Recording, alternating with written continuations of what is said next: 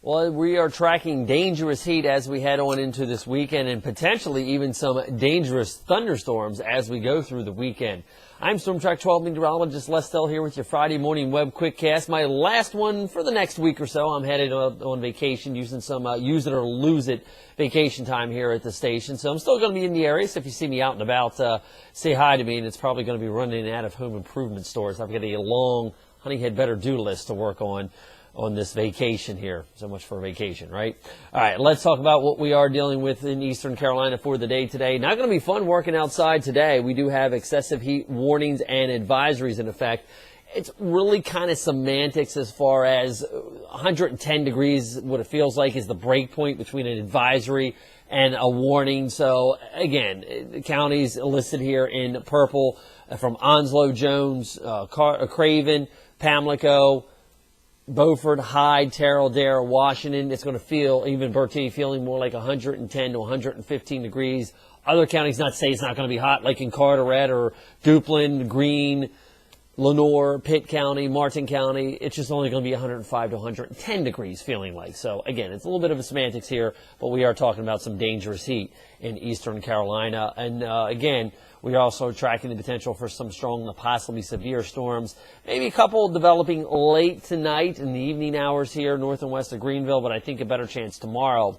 And then we get into a pattern where we've got a chance for scattered storms every day next week. Again, not a complete washout for us here in Eastern Carolina, but the chance is there every single day for some storms to touch off. And I'll track that reason why and give you an explanation to that here coming up.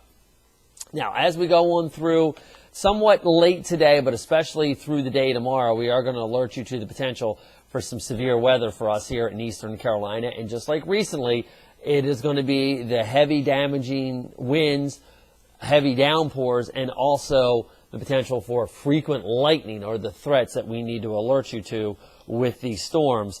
Those are going to be most prevalent around the area for tomorrow and still going to keep some scattered storms and some heat conditions in here as we head into Sunday as well. Actual temperatures may make a run at some records for later today. Deep inland spots, low 100s. Even at the beaches, we're going to approach that 90-degree mark with some gusty southwesterly winds. Overnight tonight, very similar to this morning. Steamy, muggy, sultry out there. Now, we will have some scattered storms around. They'll probably be tapering off, though, as we go past midnight. And then I think the stronger storms will be developing as we head through the day tomorrow. In spite of the cloud cover out there, which will be more so than today, I still think we're going to be looking at temperatures in the low to mid-90s, feeling like the low 100s. So we may even see a heat advisory extended in through tomorrow as well. Here's what we're dealing with. Getting out the door for the day today, feeling like the low 100s. 105, 110, 115 by early afternoon hours here. So you do need to make sure you use some caution because this is some dangerous heat. Check on your neighbors. Check on anybody that doesn't have an air conditioning.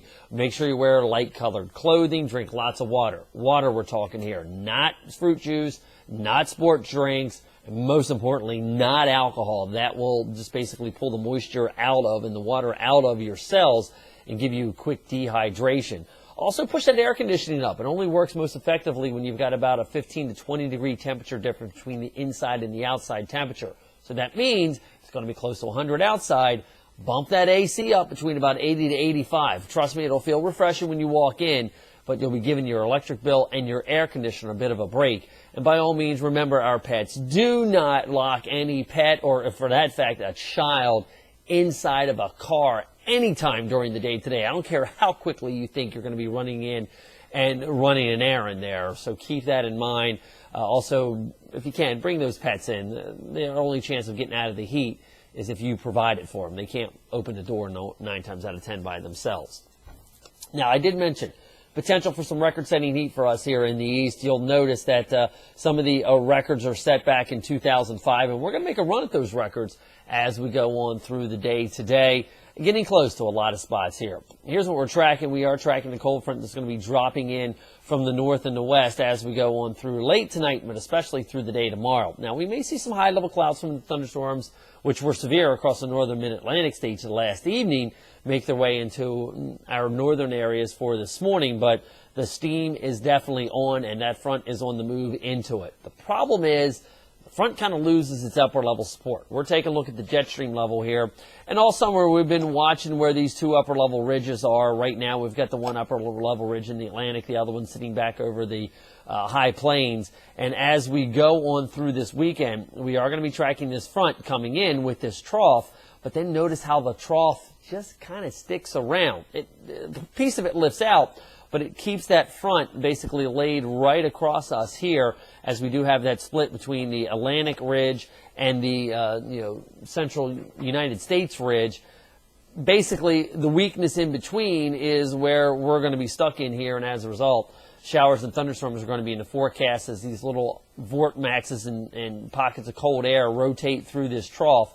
That is going to keep the potential for showers and thunderstorms in the forecast all the way through the weekend. And notice, even going into next week, we still continue to keep that weakness at the jet stream level. So as a result, showers and thunderstorms are going to be in here potentially every single day, especially in the afternoon and evening hours here.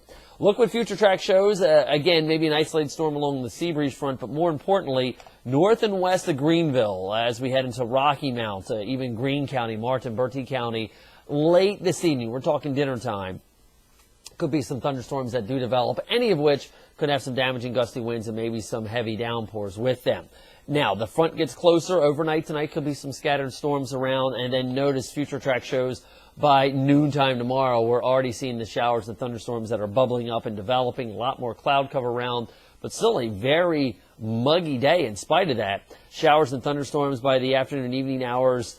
It could be potentially severe. That's one thing that Tori and Ellen will continue to keep you updated on as we head on in through this weekend, that potential. Now, positive side is we get a bit of a break as we go through tomorrow, so it looks like a little bit more sunshine in here for Sunday, but again, the chance is also there. We could pop off some showers and thunderstorms. All right, one thing we haven't really talked a whole lot about here recently is the tropics, and we finally do have a tropical wave that is going to be worth tracking here over this week. It is now emerging out of the Cape Verde Islands, which are located back here, and a pretty good tropical wave. Again, keep in mind we do have a lot of dry Saharan dust off to its north and west here, but this is a feature we are going to need to keep our eye on because some of the forecast computer models as we head into the middle to the end of next week are not only having that tropical wave survive, bringing it either towards Puerto Rico, maybe north of Puerto Rico, making a run towards the islands, and potentially next weekend or early the following week, there could be something sitting off of the southeast coast that will be looking for a way to get involved into the weather pattern. Now, the question is whether it's a storm, whether it's just a tropical wave, whether it's enhanced tropical moisture.